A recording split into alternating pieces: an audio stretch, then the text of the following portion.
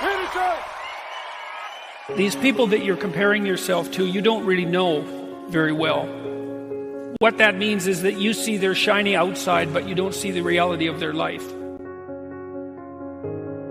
There's always people out there who are doing far better than you on pretty much anything you want to imagine. And if all you're doing is seeing yourself in their reflected light, let's say, then it's going to be pretty damn dismal. But it's not a good comparison because, well, first of all, there's danger in just comparing yourself to others, period, because they're not you, and God only knows what struggles they had to undertake to get to where they were, or what burdens they're currently carrying that you're not aware of.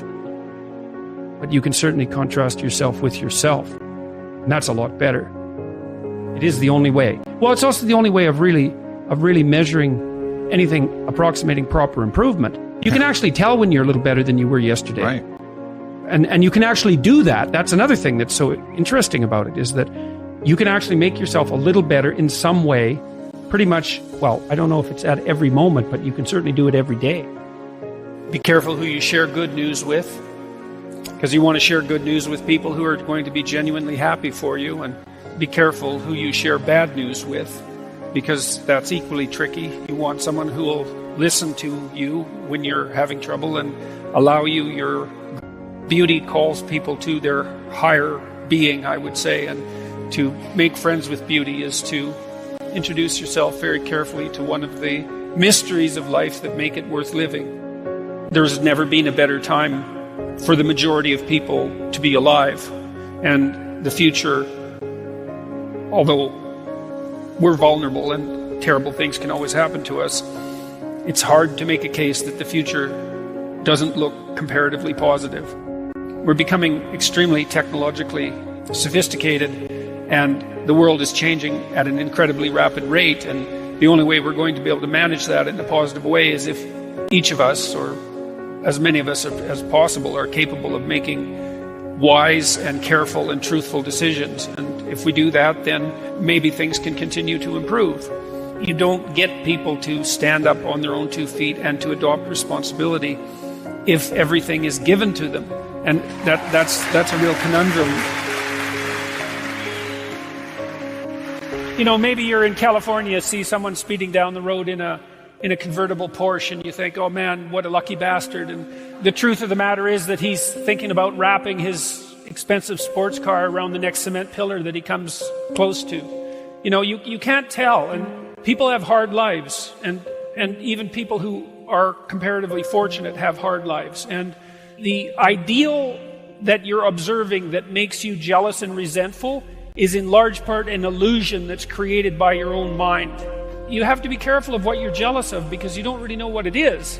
And then the other thing that's kind of useful is to understand you're quite different from other people, and you shouldn't be comparing yourself to them because they're not like you. They don't have your family. They don't have your temperament. They don't have your troubles. They don't have your abilities. The only person that has those is you. One of the rules, I think it's rule 4, is compare yourself to who you were yesterday and not to who someone else is today. And see, that's a game you can win. The possibility that you can make yourself slightly better on a continual basis is, I think that's something that's accessible to everyone. I think that's equivalent to leading a virtuous life. And there is something to be said for virtue and truth. You know, and that is one thing. Another thing that I've noticed about people who've been phenomenally successful is that they really do everything they can to live a truthful life. And you can get a bloody long ways by being honest. You got to know that there are differences in intelligence. It's really important. If you go into a job and you're not smart enough for that job, you're going to have one bloody miserable time. And you're going to make life wretched for the people around you because you won't be able to handle the position. But what you really want to do, as far as I can tell, if you want to maximize your chances for both success and let's say well-being, is you want to find a strata of occupation in which you would have an intelligence that would put you in the upper quartile. That's perfect. Then you're a big fish in a small pond.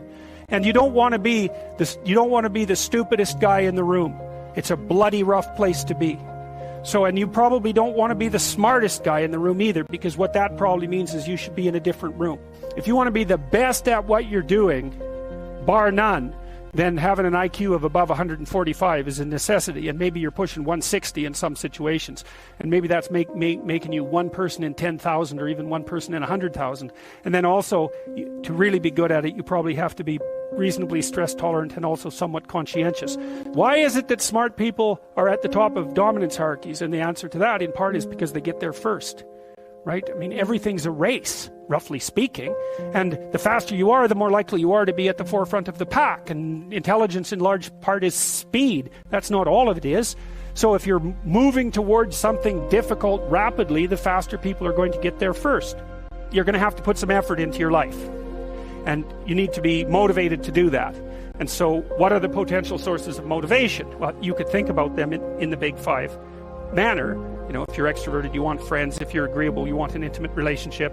If you're disagreeable, you want to win competitions. If you're open, you want to engage in creative activity. If you're high neuroticism, you want security. Okay, so those are all sources of potential motivation that you could draw on, that you could tailor to your own, your own personality. But then there are dimensions that you want to consider your life across. And so we ask people about, well, if you could have your life the way you wanted it in 3 to 5 years, if you were taking care of yourself properly, what would you want from your friendships? What would you want from your intimate relationship? How would you like to structure your family? What do you want for your career? Well, how are you going to use your time outside of your job? And how are you going to regulate your mental and physical health, and maybe also your drug and alcohol use, because that's a good place to auger down. And that tangles in your incentive reward system. We talked about the dopaminergic incentive reward system, and that's the thing that keeps you moving forward. And the way it works is that it works better if it produces positive emotion when it can see you moving towards a valued goal. Okay, well, what's the implication of that? Better have a valued goal, because otherwise you can't get any positive motivation. Most creative people fail at producing their creative product and monetizing it. Right, so your default position, if you're a creative person, is you're going to fail, and that's because it's hard to come up with something new, and it's hard to present it to the market at the right time, and it's hard to market it. Like, those things are really, really difficult. And so what successful entrepreneurs do is they just keep doing it over and over and over and over and over and over and over, and eventually, if they're fortunate, one of their ideas happens to hit the right place at the right time. Even if your idea is good, that doesn't mean it will be successful. There's so many things that have to be taken into account. So this is partly why persistence, and that's part of conscientiousness, is so useful. It's like persistence is helpful because it enables you to run many, many experiments. And you need to know that the baseline is failure. It's important, because otherwise you'll blame that on yourself.